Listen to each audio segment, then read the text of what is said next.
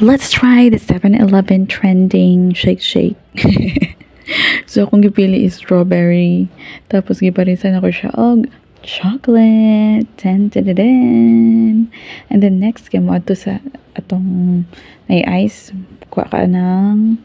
So, danan, magpili ka ng gamay or dako. So, kanang dako, 10 na siya. Apil ang ice.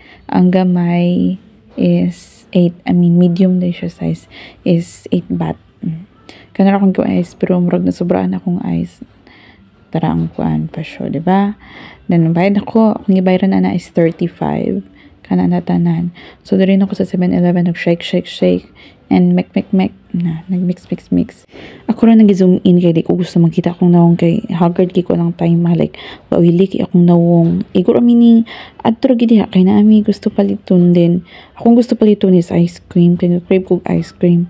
Himan kay nakanana man mi ani so kanina akong gi-grab since bugnaw pud siya.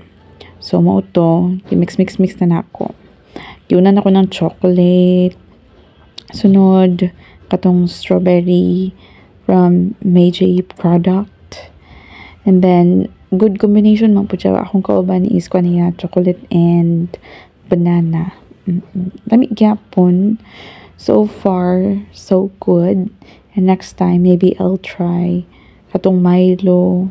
O unsa pa diha nga, i-mix. Siya rog di ka igit-igit, no? Umana siya. Dako kay na siya nga kung ano, kanang sudlanan.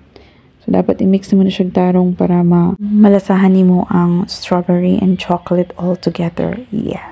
So, muna siya. Ako nang ibutang ng straw nga pinaka-humok dara.